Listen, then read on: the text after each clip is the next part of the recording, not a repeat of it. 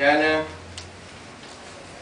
ഒരു website online programme ചെയ്യുന്ന ഒരാളാണ്.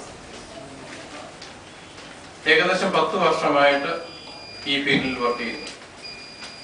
ഞാൻ ഇന്നിവിടെ ഇങ്ങനെ ഒരു പത്രസമ്മേളനം വിളിക്കാൻ ഉദ്ദേശിച്ചത്, നമ്മളെ സംബന്ധിച്ചിടത്തോളം ഇന്ന് SSLC പരീക്ഷയുടെ ഫലം വലിയ കുളമായിട്ട് നിൽക്കുന്ന ഒരു സാഹചര്യം. അത് എൻ്റെ ഇത്രയും നാളത്തെ എക്സ്പീരിയൻസ് കൊണ്ട് എനിക്ക് മനസ്സിലായിരിക്കുന്ന ആരോ ചിലരുടെ 1, 2 അല്ലെങ്കിൽ ചുരുക്കം ചിലരുടെ അശ്രദ്ധ കൊണ്ടോ ആത്മാർത്ഥതകൊണ്ടോ സംഭവിച്ചിരിക്കുന്നു. അതുകൊണ്ട് നമ്മളെ സംബന്ധിച്ചിടത്തോളം ഇന്നിവിടെ SSLC പിള്ളേരും അവരുടെ രക്ഷിതാക്കളും അതുപോലെ തന്നെ ഈ ഒരു വർഷം അല്ലെ 10 വർഷം ഇവരെ ഒരുക്കിക്കൊണ്ടുവന്ന ആത്മാർത്ഥമായിട്ട് ഒരുക്കിക്കൊണ്ടുവന്ന രക്ഷിതാക്കളും പ്രശ്നത്തിലായിരിക്കാം. അത് തീർച്ചയായിട്ടും നമുക്കറിയാം, ഇത് സംഭവിക്കുന്നത് ഒരു സിസ്റ്റത്തിന്റെ കുഴപ്പം കൊണ്ട് മാത്രമാണ്.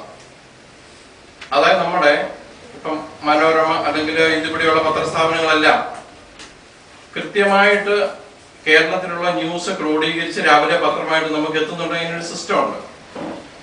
അതുപോലെ തന്നെ നമ്മുടെ നാട്ടുമ്പുറങ്ങളിലുള്ള പശുക്കളുടെ പാല് കറക്കുന്നത് കൃത്യമായിട്ട് പാക്കറ്റായി നമ്മുടെ വീടുകളിൽ രാവിലെ എത്തുന്നുണ്ടെങ്കിൽ ഒരു സിസ്റ്റം ഉണ്ട്.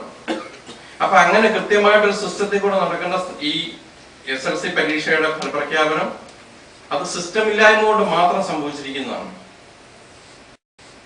ഞാൻ കേരള കാത്തലിക് ബൈബിൾ സൊസൈറ്റിയുടെ, അതായത് KCBC ബൈബിൾ കമ്മീഷന്റെ കീഴിലുള്ള കേരള കാത്തലിക് ബൈബിൾ സൊസൈറ്റിയുടെ എക്സിക്യൂട്ടീവ് മെമ്പറാണ്.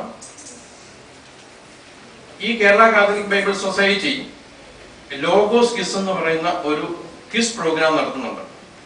ആ ക്വിസ് പ്രോഗ്രാം ലോകത്തിൽ ഏറ്റവും കൂടുതൽ ആൾക്കാർ പങ്കെടുക്കുന്നതാണ്.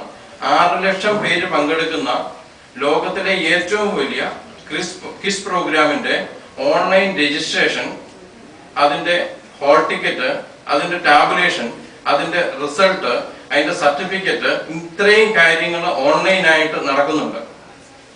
അത് ചെയ്യുന്ന ഞാനും എന്റെ കൂടെയുള്ള ടീമുമാണ്. ഞാൻ പറയുന്നു, 4 ലക്ഷം പേരാണ് നമ്മുടെ കേരളത്തിൽ SSLC എഴുതുന്നുണ്ടെങ്കിൽ ഇവിടെ 6 ലക്ഷം പേരുടെ കാര്യങ്ങൾ നന്നായിട്ട് നടക്കുന്നു. അതിന്റെ ഏറ്റവും വലിയൊരു നമുക്ക് ചിന്തിക്കാവുന്ന ഒരു സംഗതി എന്താണെന്ന് ചോദിച്ചാല്, നമ്മുടെ SSLC പരീക്ഷയുടെ ബാക്കി കാര്യങ്ങൾ നോക്കുന്നത് B.Edന് കൂടുതൽ വിദ്യാഭ്യാസ യോഗ്യതയുള്ള അധ്യാപകരും അല്ലെ അവരുടെ കൂടുതലുള്ള കുറെ ടീമുകളുമാണ്.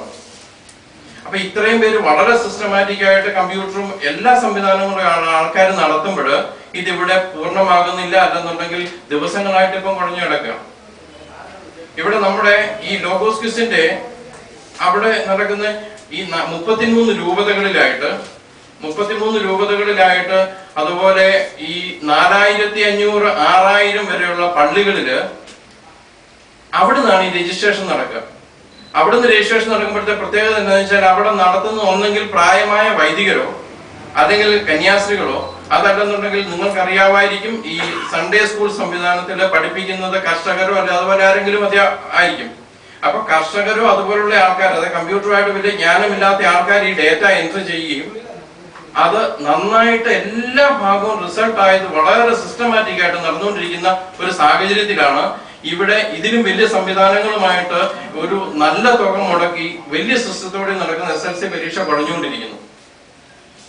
ഈ ഒരു സാഹചര്യം ഞാൻ കണ്ട് ഈ വർഷം ഇത് ഇത്രയും കുഴപ്പത്തിലായി കഴിഞ്ഞ് ഇന്നലെ പോലും ശരിയാകാതെ വന്നപ്പോഴാണ് ഇന്നലെ രാത്രി ഇങ്ങനെ ഒരു തീരുമാനം എടുത്ത് ഒരു പത്രസമ്മേളനം നടത്തണം. പത്രസമ്മേളനം നടത്തി ഞാൻ പറയുകയാണ്, ഈ 2014 SSLC പരീക്ഷയുടെ പൂർണ്ണ ഉത്തരവാദിത്വം ഞാൻ ഏറ്റെടുക്കാമെന്ന് ഞാൻ പറയുകയാണ്. അതിന്റെ ബാക്കപ്പ് എന്ന് പറയുന്നത് ഞാൻ ചെയ്തുകൊണ്ടിരിക്കുന്ന പ്രവൃത്തിയാണ്. 2016 SSLC പരീക്ഷയുടെ കംപ്ലീറ്റ് രജിസ്ട്രേഷൻ മുതൽ ഫലപ്രഖ്യാപനം വരെയുള്ള കംപ്ലീറ്റ് ഉത്തരവാദിത്വം ഞാൻ ഏറ്റെടുക്കാം, അല്ലെങ്കിൽ എന്റെ ടീം ഏറ്റെടുക്കാം.